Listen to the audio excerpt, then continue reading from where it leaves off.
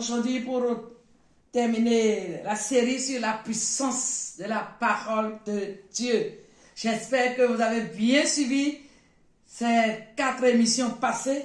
Nous sommes aujourd'hui à la fin de cette série et certainement cela fait du bien à quelqu'un. Amen. Nous continuons toujours dans notre texte Matthieu 13.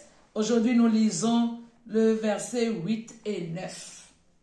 En parlant toujours du semeur, Jésus dit, une autre partie tomba dans la bonne terre. Elle donna du fruit. Un grain 100, un autre 60, un autre 30. Et Jésus termine la parabole en disant que celui qui a des oreilles pour entendre, entende. Amen. Et je répète, que celui qui a des oreilles pour entendre, entende. Voilà ici un terrain favorable. La semence est tombée sur la bonne terre. Et la semence a porté du fruit. Pourquoi?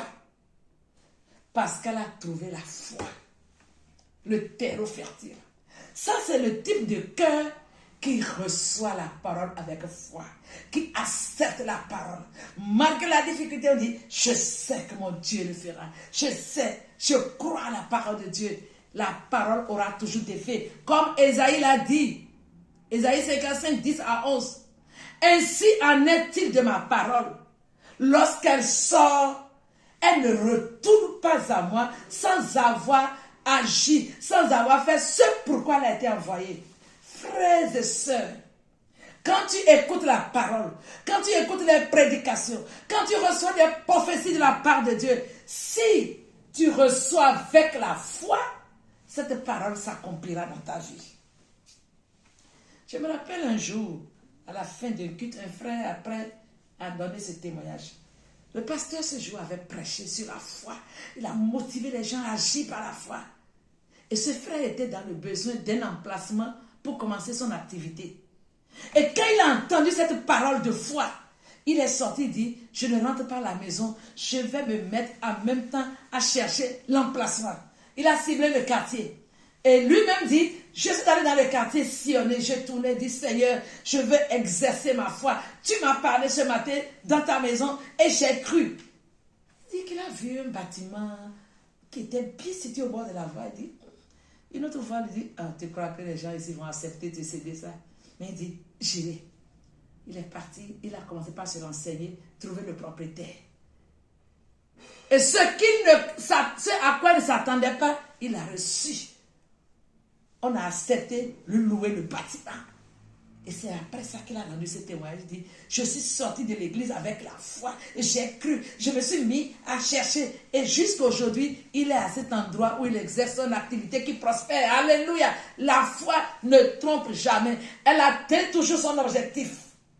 Et dans Jean le chapitre 2, nous avons un exemple là. Jean 2, à partir du 1er verset jusqu'au 12e verset. Quand Jésus a été invité aux noces de Cana, et le vin a manqué, Jésus dit aux serviteurs, puisez l'eau et remplissez les jarres. Les serviteurs ont puisé l'eau, c'est eux qui ont puisé l'eau. Ils ont mis dans les jarres. Quand ils ont fini de puiser, Jésus dit, prenez et allez servir l'eau. Mais ils n'ont pas hésité. Comme c'est Jésus qui a dit, ils ont pris l'eau. C'est eux-mêmes. Jusqu'à ce moment-là, la Bible ne nous dit pas que c'était déjà changé en vin. Ils ont pris l'eau. Ils ont exécuté. Ils ont pris le chemin en allant vers l'ordonnateur du repas.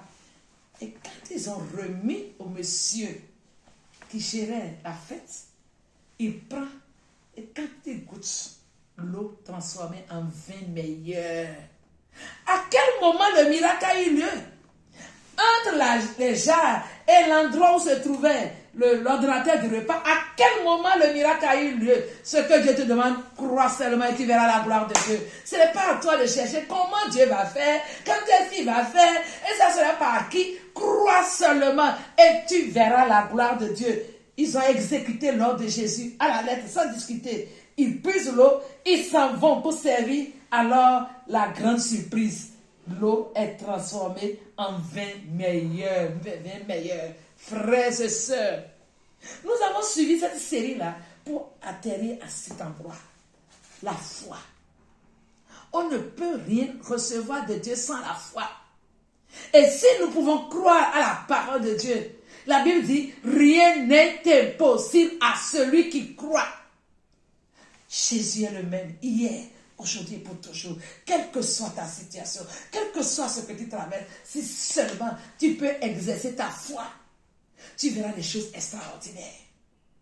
Puisse le Seigneur activer ta foi ce matin. À l'écoute de cette parole, active ta foi. Agis par la foi. Reçois.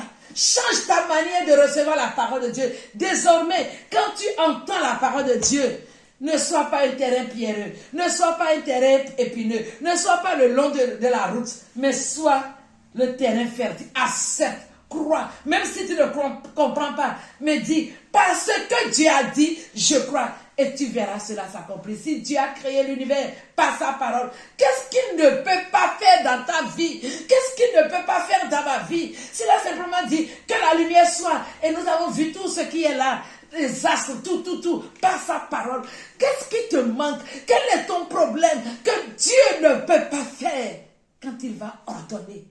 Et si tu crois, le miracle se produira. Car Dieu appelle à l'existence les choses qui n'existent pas comme si elles étaient. Voilà le Dieu que nous servons. Puisse le Seigneur activer ta foi et qu'il bénisse chacun de nous. Shalom, shalom. Amen.